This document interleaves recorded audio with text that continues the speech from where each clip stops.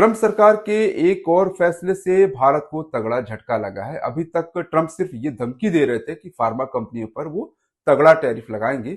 अब वो हो गया है। ट्रंप ने किसी भी ब्रांडेड और पेटेंट फार्मा प्रोडक्ट पर जो कि अमेरिका में इंपोर्ट की जाएंगी 1 अक्टूबर 2025 से 100% टैरिफ लगाने का ऐलान कर दिया है। और यही वजह है कि आज शेयर बाजार में फार्मा कंपनियों की तबीयत थोड़ी खराब है।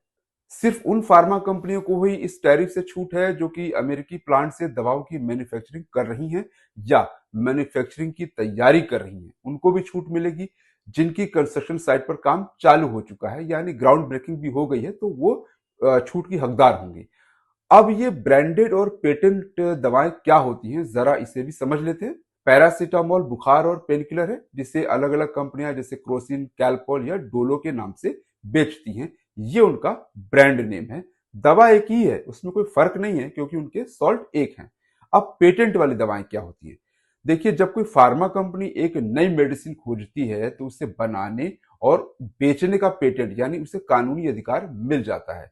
उस दवा कंपनी को उस कंपनी के अलावा दूसरी कोई फार्मा कंपनी न बना सकती है और न बेच सकती है। ऐसा इसलिए किया जाता है ताकि उस कंपनी ने दवा बनाने में, खास तौर पर उसकी रिसर्च में जितना पैसा खर्च किया है, कम से कम वो वसूल हो जाए और कंपनी कुछ मुनाफा भी कमा ले।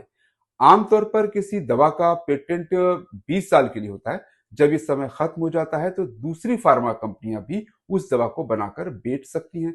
एक तरह से वो ओरिजिनल दवा की कॉपी ही होती है। आमतौर पर पेटेंट वाली दवाएं महंगी होती हैं, लेकिन जब बाकी कंपनियां भी उसी दवा को बनाकर बाजार में बेचने लगती हैं तो दवा सस्ती हो जाती है क्योंकि वो जेनरिक मेडिसिन में आ जाती है।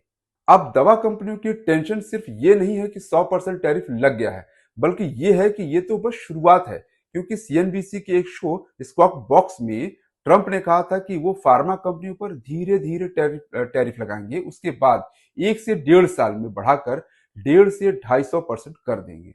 150% से 250% तक, समझ रहे हैं आप? तो ये जो 100% का जो टैरिफ है, ये अभी हल्का सा झटका है। भूकंप अभी आगे आएगा। अब ट्रंप के इस फैसले को भारत की नजर से देखें। ये क्यों भारत के लिए एक बहुत बड़ा फैसला है, क्यों एक बहुत बड़ा झटका है? भारत को दुनिया की फार्मेसी के तौर पर देखा जाता है। जैसे कि मोहल्ले में आपके कोई मेडिसिन की जो शॉप होती है जहां सारी दवाएं मिल जाती हैं, वही सिचुएशन भारत की है। कुछ आंकड़े रखता हूं तो आपको अंदाजा होगा कि भारत की फार्मा इंडस्ट्री दुनिया में क्या मायने रखती है, दुनिया के लिए ये क्यों जरूरी है। एक सरकारी रिपोर्ट का मैं हवाला दे रहा हूं जिसमें कहा गया कि भारत फार्मा सेक्टर का ग्लोबल पावर हाउस है। वॉल्यूम के मामले में ये दुनिया में तीसरे नंबर पर है और प्रोडक्शन वैल्यू के मामले में ये 14वें नंबर पर है। रिपोर्ट के मुताबिक भारत की फार्मा इंडस्ट्री 2030 तक 130 बिलियन डॉलर की हो जाएगी और 2047 तक ये 450 बिलियन डॉलर की होगी। भारत दुनिया के लिए क्यों जरूरी है, आगे सुनिए। दुनिया की 20% जेनरिक दवाओं का सप्लायर भारत है। अमेरिका की 40% जेनरिक दवाओं की सप्लाई भारत ही करता है। यूके की सभी दवाओं में 25% की हिस्सेदारी भारतीय दवा कंपनियों की है। दुनिया को 50% वैक्सीन की सप्लाई भारत ही करता है। आंकड़ों से ये साफ है कि अमेरिका भारतीय फार्मा कंपनियों के लिए सबसे बड़ा बाजार है। FY24 में भारत का कुल फार्मा निर्यात 27.9 बिलियन डॉलर था, जिसमें अमेरिका को 8.7 बिलियन डॉलर का एक्सपोर्ट था, यानी कुल एक्सपोर्ट का 31%।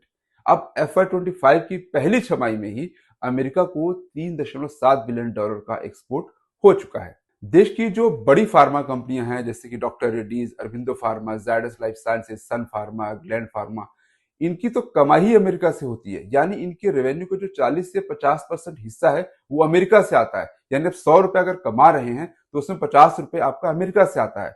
अब जब ये मुसीबत सिर पे आ ही गिरी है तो भारतीय फार्मा कंपनियों के पास दो रास्ते हैं। या तो वो अमेरिका में अपनी फैसिलिटीज या प्लांट्स को लगाएं और वहीं से दवाओं की मैन्युफैक्चरिंग करें। दूसरा ये कि नए बाजारों की तलाश करें, यानी अपने मार्केट का जो पोर्टफोलियो है वो बढ़ाएं। ये टैरिफ ब्रांडेड दवाओं पर लग रहा है तो भारत की सन फार्मा और बायोकॉन सबसे बड़े प्लेयर्स हैं जो अमेरिका में अपनी दवाओं को बेचते हैं। टैरिफ का असर सन फार्मा पर कुछ हद तक दिखेगा क्योंकि जिन दवाओं को वे अमेरिका में एक्सपोर्ट करती हैं जैसे कि इलुमिया, सिक्वा, विनलेवी और ओडोमजो, इस कैटेगरी से सन फार्मा के रेवेन्यू में हिस्सेदारी 19% है। इसलिए इतना असर तो इस पर होगा। इसके अलावा जो दूसरी भारतीय कंपनियां हैं सिप्ला, डॉक्टर रेड्डीज और ल्यूपिन पहले से ही अमेरिका में प्लांट को लगा चुकी हैं, वहीं पर अपनी दवाओं की मैन्युफैक्चरिंग करती हैं। बायोकॉन ने भी अमेरिका के न्यू जर्सी में अपनी मैन्युफैक्चरिंग फैसिलिटी की शुरुआत की है। इस महीने की शुरुआत में ही इसने इसको स्टार्ट किया था। और बायोकॉन ने साल 2023 में भी ओरल सॉलिड डोजेज फैसिलिटी को आइवा फार्मा से खरीदा था और तब से लेकर अब तक उसमें $30 मिलियन का निवेश वो कर चुकी है। इसलिए 100% टैरिफ का बायोकॉन पर असर नहीं पड़ना चाहिए, ऐसा सोचा जा सकता है, ऐसा अनुमान है। ट्रंप कुछ और पेच फंसा दे तो कुछ कहा नहीं जा सकता। तो देखते हैं कि भारतीय कंपनियां अब इस टैरिफ से कैसे निपटती हैं, क्या रास्ता निकालती हैं और ट्रंप के इस फैसले का अमेरिका पे कैसा कैसा असर होगा, इस पर हम नजर बना के रखेंगे। तब तक के लिए जय हिंद।